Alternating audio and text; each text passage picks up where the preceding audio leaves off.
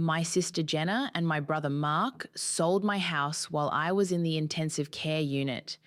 They signed the paperwork, transferred the money, and moved most of my things into storage before I woke up and knew what day it was. When I finally got back on my feet, I had a discharge paper in one hand and a single tote bag of clothes in the other. I didn't have keys. I didn't have a bank card that worked, and the people who were supposed to be family told me without shame that I'd been incapacitated and that they had done what needed to be done. That is the simple truth I start with, because anything else circles the thing too much. Who did it? My sister and brother. What they did: sold my home while I was medically sedated and took the funds. Why it hurt me? Because they treated my absence as an opportunity to erase me. They took shelter and security, concrete, intimate things, and treated them like inventory. I'll explain how I let them get away with that, because at the beginning, I didn't know how badly I was vulnerable. I'll explain what I found out along the way and what I did with the little leverage I managed to scrape together. I'll tell you how I ended up building a small guest house on the property I managed to keep, and why months later they were the ones knocking at that door asking to stay. I'll keep it to the facts I can remember: dates, numbers, names of documents. I won't soften the edges. My parents died 8 years before the ICU stay. They left a modest property in upstate New York where all of us spent summers, and an old house in the city where I lived on the first floor for 12 years. The city house had a lien-free mortgage. I owned it outright after small, careful payments. I worked as a dental hygienist, which paid well enough to let me save. The house had value, more than our family talked about in the polite ways families talk about money. And Jenna and Mark always knew that. They treated property like potential, not like a home. They were the kind of people who thought ownership meant access, and access meant entitlement. There was a power imbalance that I ignored for a long time because love and history make you blind. I was the eldest child by 5 years. I was the one who stayed in town to manage our parents' affairs when they stopped being able to. I dealt with utilities, the fidelity bond for the housekeeper, the piles of mail, the way you deal with rust, grudgingly and because nobody else would. So Jenna lived in Boston and had always wanted a city apartment. Mark bounced between jobs that paid him in enthusiasm and late rent notices.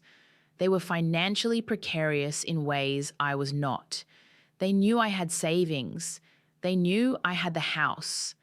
I had been sick before, a handful of colds, an appendix once, but nothing that rendered me helpless. Then, in late November, I slipped on the back steps of the house during an early snowstorm. I broke my leg badly and suffered a pulmonary embolism in the emergency room.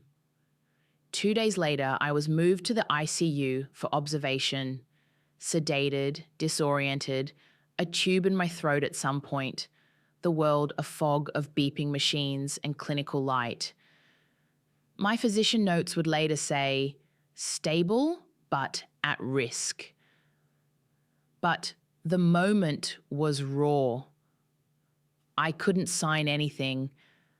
I couldn't open a bank app. I couldn't even get reliable words out. I had previously given Jenna and Mark a little leeway with my accounts, small transfers, help with odd things, enough to be neighborly without losing control. I had not signed an enduring power of attorney. I had not given anyone the authority to sell property on my behalf. The idea of it had felt sudden and wrong, like planning for catastrophe by having someone else take your seat at the table. but hospitals are places where assumptions harden into acts. Someone can declare someone else next of kin.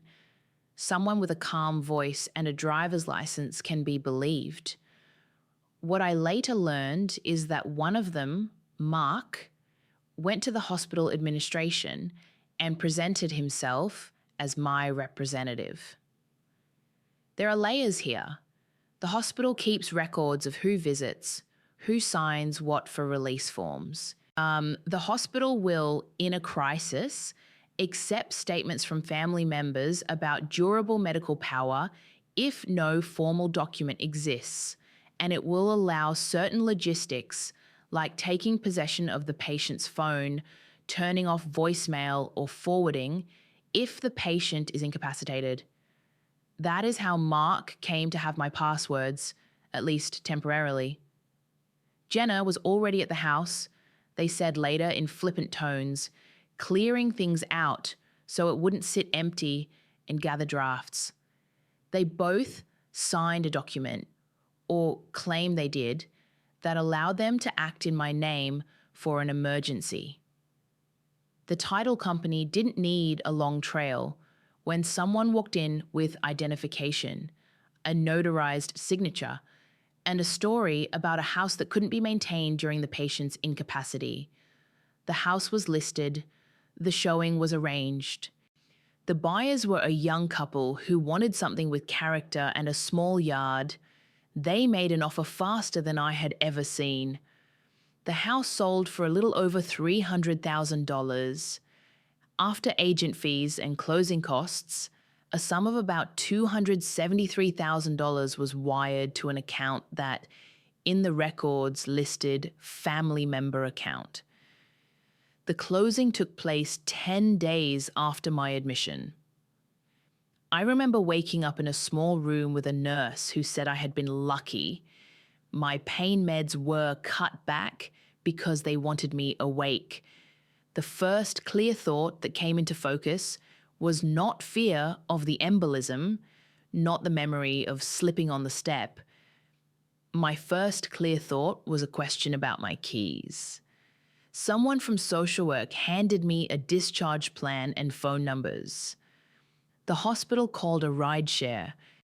When I got home, what I called home, there were no keys in the mailbox. My locks had been changed, and the printed notice from ABC Moving and Storage said my belongings were being held at Unit 42B at a facility across town, unpaid. The storage fees were already accruing. I called my sister first, the rational human reflex to reach for someone who shares your DNA. Jenna told me she had been at the house, that she and Mark had done what needed to be done. Later that day, she texted, "You can come stay with Mom and Dad's summer place while you recover." The thing was, our parents' place had been sold 2 years before for health reasons and partitioned. None of us lived there full time. Jenna's text ended with, "We're trying to protect you." I remember the ambulance ride feeling like an accident that continued. The city had been bright and judgmental. At the storage facility, the manager handed me a list of inventory items and a bill for unpaid fees amounting to nearly $2,400. When I asked where the proceeds from the house sale were, the manager had a copy of a wire transfer confirmation. It showed the buyer's payment had been wired to an account with a routing number the manager recognized. It was an account registered to an LLC that Jenna and Mark had incorporated a month earlier. The document was crisp, official looking. I tried to laugh because laughter is a reflex for absurdity, and then I sat on the concrete curb outside the storage facility and the laughter stopped.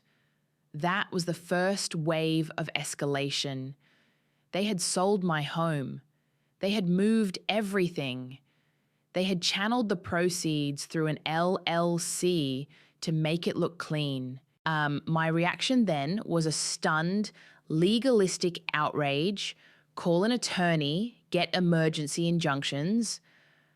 I had one little problem. I had been in the hospital, then discharged without funds, and I didn't have the money to hire the kind of lawyer who could box in a family.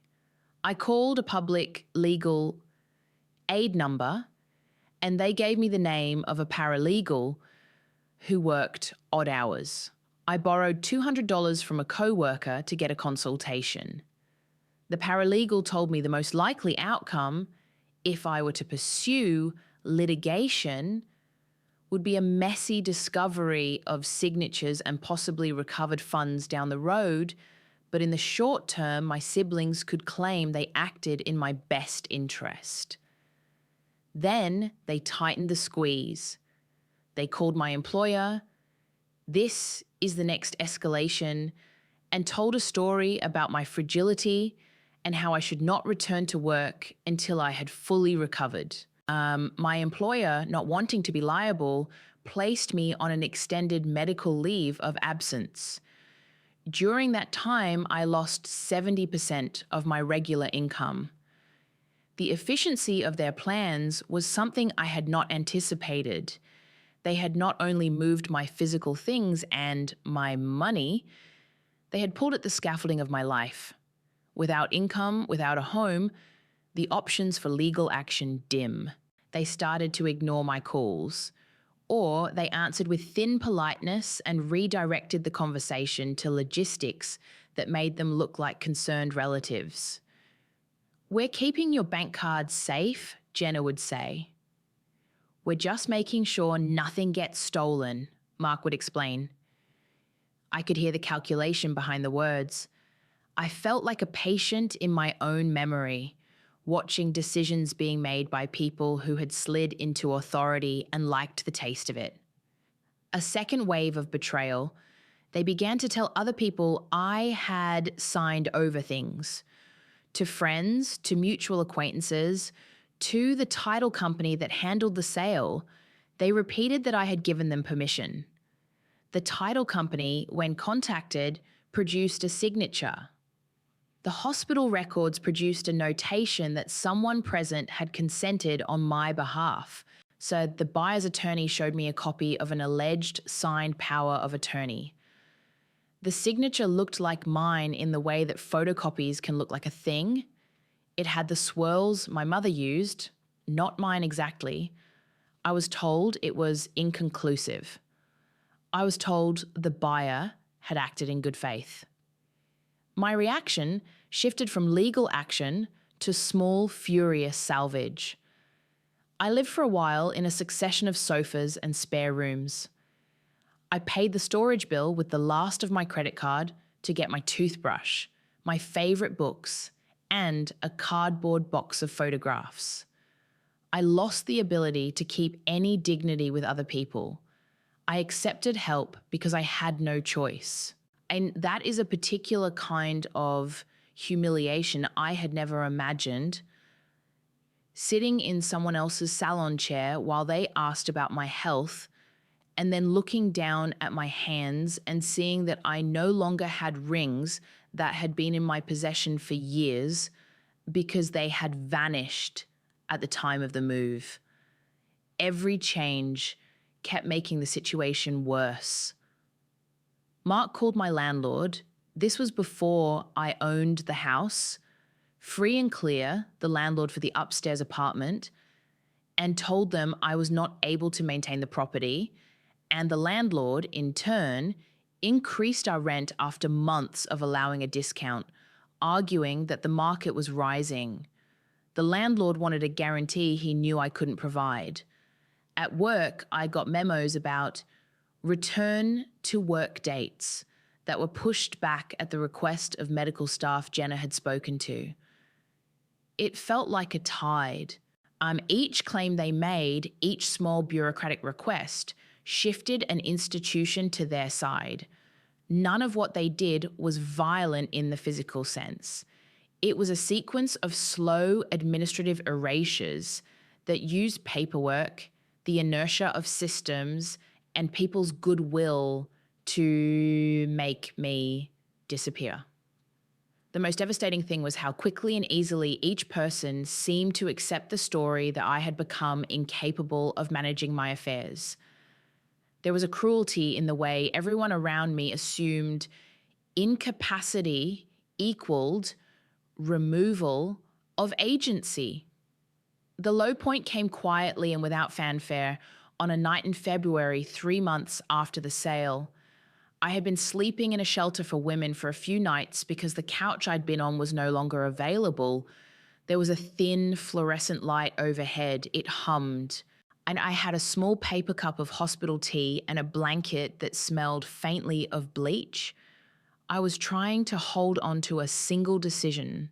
Do I fight them in court, or do I try to rebuild with whatever money I can salvage? The latter option felt like swallowing defeat. What broke me was not the idea of losing the house. Houses can be bought and sold. It was the realization that I had no one who would tell the truth for me without expecting something back.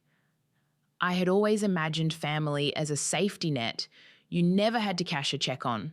That's the myth. Real life is sometimes made of people who will sell your safety for convenience. I didn't cry loudly. I just sat with my knees pulled up and let the hum of the fluorescent light calibrate me to a version of myself I did not like. Then a mistake happened. Small, accidental, but decisive. Mark is sloppy with email. He was sloppy in the way of people who want to move fast. He meant to send a short note to Jenna and another friend about the closing and the transfer. At 2:18 a.m., he forwarded an accounting spreadsheet to family finance and meant it for a private thread. Instead, he included my email address in the CC line because the client list in his email was a mess. In a single line, he wrote, "Buyer closed, wire to Salco LLC, Jenna takes 60, Mark 30, Mom 10 for expenses, keep it quiet." The message contained an attached photo of the closing statement and a screenshot of him and Jenna laughing at a late-night bar after the signatures. I could have deleted it. I could have pretended I never saw it.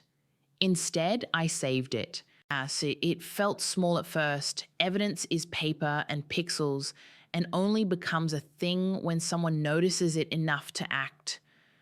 But that email changed the dynamic. With it, I had what I needed to make institutions hesitate. It was not a confession in the public sense, but it proved intent in a way that the forensic signature analysts had not been able to do. The wire went to Salco. The percentages 60/30/10 spelled out an internal distribution. The laughter photo put a context around the timing. Celebration after a sale. The turning point was the way I used that mistake. I sat down with a lawyer who worked largely on elder law and family disputes. She'd taken my case on contingency. We wrote a short, precise letter to the title company and the buyer's attorney, enclosed a copy of the email, and asked for the documents to be put on hold pending further review. It was a small move and a careful one. The buyer, who had bought in good faith, had signed without malice, but the title company's duty extended to ensuring the chain of title was clean. The email made that chain look, at the very least, compromised. Negotiation is a different kind of theatre than courtroom drama. Nobody shouted. We sat across a table with coffee. The buyer wanted his new house and his closing costs. He did not want to be the centre of a family fight. The title company, embarrassed by the presence of an internal email showing a distribution, did what title companies often do when something ugly surfaces. They offered to settle. They agreed to an escrow arrangement where a portion of the sale funds would be held while questions were resolved. So Mark and Jenna, seeing that the money might be frozen and that their narrative of "we did what was necessary" could be legally challenged, started to call more often and with a less casual tone. "We can fix this," Mark said in one call. "We can make a plan." I had regained a sliver of leverage. Evidence had a way of doing that, making the system slow down and listen. But it did not make them sorry. It made them careful. They started to recruit repairers of reputation, a friend to say I had signed, a pastor to call and say the family acted out of care. The lawyer made counteroffers. We negotiated fees, returned personal items, and established a mediation where the siblings would acknowledge certain facts in exchange for a reduced restitution. What they offered in the mediation felt like a market trade. Return some of the funds, give me a quitclaim of the small parcel behind the old house. There was a narrow lot that had never been divided formally, and sign an agreement that they would not come onto my property without permission. In other words, they offered to give me a place again, but not what they'd taken in total. I could have pressed for more, and my lawyer said, "You can get more, but are you prepared to be in litigation for years? Do you want your life paused while a judge sorts out what is already clearly human cruelty?" I had spent months on a hospital bed and then couches. I was not interested in spending years in depositions. So we accepted an offer that was reasonable and painful. They returned $50,000 to me, cleared the storage bill, and transferred the narrow backlot to me in exchange for my agreeing not to sue further. The title company contributed another $10,000 to cover costs. The buyer kept his house. I took the $50,000 and used it mostly to stabilize myself. I rented a small studio, paid overdue taxes, and paid off an old credit card. I had a little left. With the small remaining amount and a small personal loan from a friend named Simone, she had always been a reliable, flat-voiced kind of person, I bought a 1/4 acre 2 towns over on a road with pine trees and a view of a pond that disappeared in winter. I hired a contractor I trusted and agreed to a modest plan. A 1-bedroom guest house with a loft, a small kitchen, and a porch. I would not rebuild the big, familiar house. I wanted a place that was mine and small enough to maintain. The contractor estimated the guest house would cost about $40,000 all in. The money I had left, combined with Simone's loan, paid for it. Building the guest house was a peculiar therapy. I sat at the site with a thermos of coffee and watched corner posts rise. I made decisions about interior paint and where to put the light switches in ways that felt like reclaiming not only square footage, but the right to choose. I planted a small maple to the left of the steps. When the place was finished, fall, dry leaves, my first night there was slow and full of ordinary tasks. I made soup, I swept dust off the porch, I hung a curtain. There was no melodramatic piano swell. There was the gentle click of a kettle. I slept with the window cracked and listened to the night wind for the first time in months without imagining cold hands in the dark. They watched. I had no illusions that building a guest house would heal everything. What it did was create a contained or legal place that I owned where I made the rules. It was modest protection, not restitution. I learned during the months after the build to frame boundaries as law as much as feeling. Keys, locks, a paid water bill, a recorded deed. The small formalities kept people from treating my life as a revolving door. And yet family has a way of asking. In December, as snow started, Jenna called. She said softly, "We're in trouble." She had a new manager at the firm who cut back her hours. She had lost a small consulting gig. Mark was in between gigs and had come home to find that Mom had needed more help than the sale had paid for, and that the distribution had been eaten by unexpected expenses. They told a story of being cold in between places. They asked haltingly, if they could stay in the guest house just for a short while until they got back on their feet. Jenna sounded exhausted. There is a small elbow-nicking moment when you listen to someone you know ask you for shelter a second time. The first time they asked, I had been unconscious and they had taken everything. Now they asked with a new, softer voice, and there was an ache in me that wanted to say yes, to drag out a casserole and to let blood ties mean something. But I had furniture to buy, a loan to repay, and a fragile sense of order. I had too a contract in which they had already violated my trust once and shown an ability to act like owners of my life rather than custodians of it. I told them I needed time to think. That was true. I did. What I did not tell them, and what I had learned from months of lawyers and mediation, was that words would not be enough. I redrew the power difference through paper because paper had been how they erased me. I told them if they wanted to live in the guest house, they would sign a formal lease at market rate. They would submit references. They would pay a security deposit. They would undergo a background check. I wrote the lease with Simone's help and the contractor's numbers, including noise clauses and a clause about guest policies. I called a local attorney to draft it so it could be enforced. I set a rent that was modest enough I could imagine someone scraping, but it wasn't charity. They did not like that. Jenna said it felt cold. Mark said it felt punitive. They argued that they deserved a family discount. I told them calmly that what they had taken had cost me something that wasn't money. The lease was non-negotiable. They accused me of being petty. I thought of the email Mark had sent and how easily he had misfiled my address. I signed the lease and emailed it. 2 things happened. First, they signed.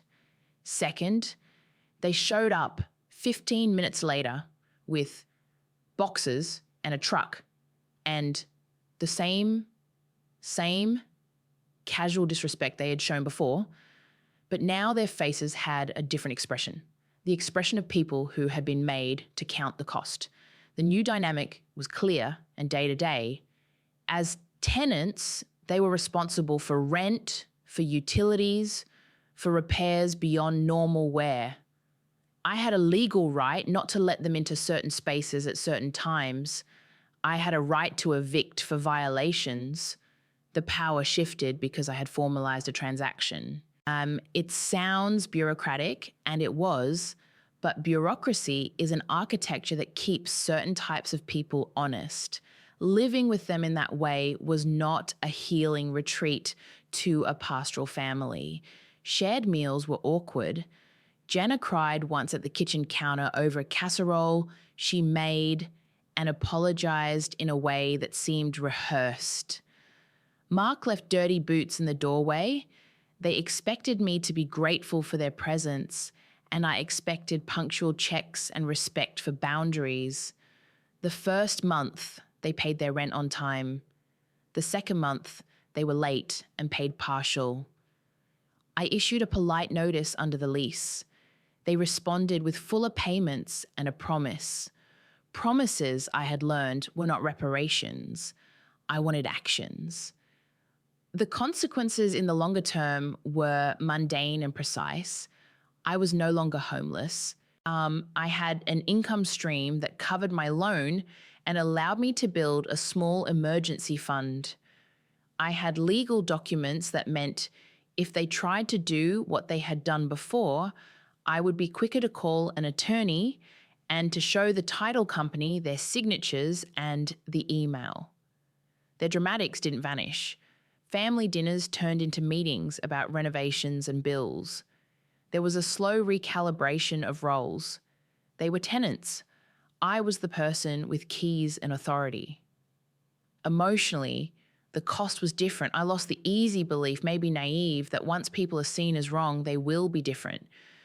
They apologized in the way people apologize when they need something, softly and intermittently, never with the sort of insistence that would match the scale of what they took. There were moments where I saw my sister's face and recognized the woman who had been my childhood confidant, and for a second, I wanted everything to roll back.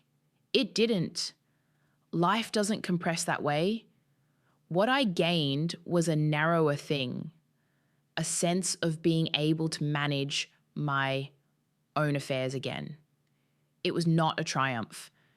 It was a patchwork of small wins. Then, 6 months later, Jenna was late with rent again, and Mark was evicted from his job.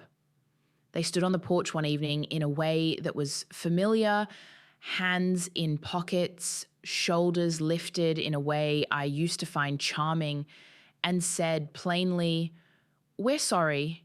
Can we stay? Maybe longer this time until we find something steady." There was no melodrama. There was pleading in their eyes, an almost humanness. I remember the exact way I answered, not with a lecture, not with a victory speech, but with a practical question. How long do you need? What will you pay? How will that differ from last time? They stammered. Mark said he had 3 interviews scheduled. Jenna said she had 1 promising lead. I asked for specifics and for a plan. I required them to re-sign the lease with a slightly higher rent, to agree to a 1-page addendum about mediation in case of disputes, and to provide proof of attempts to secure work. They agreed. They signed. I accepted.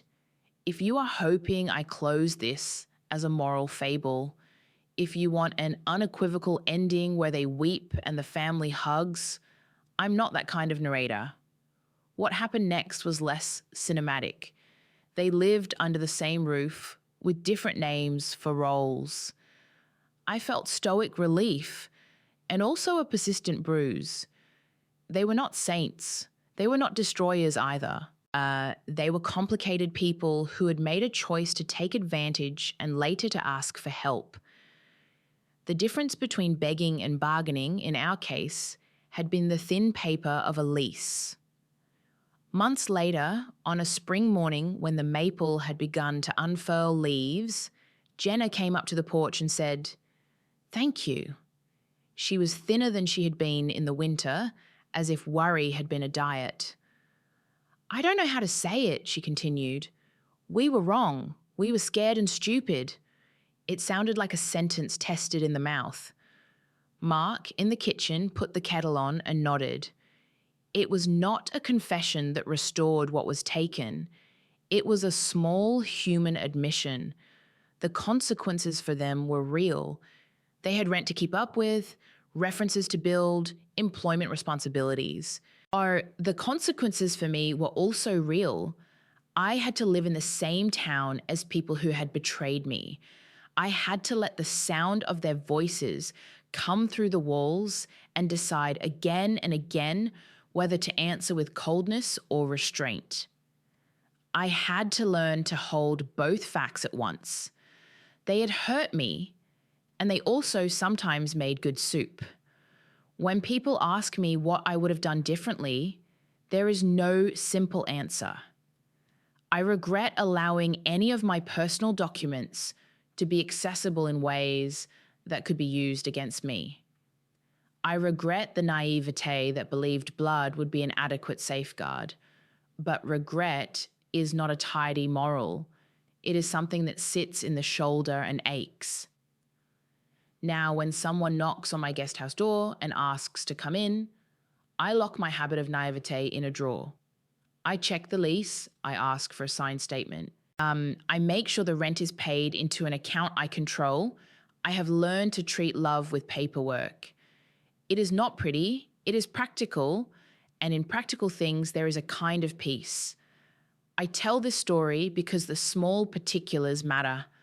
The wire transfer record, the CC line in an email, the storage invoice.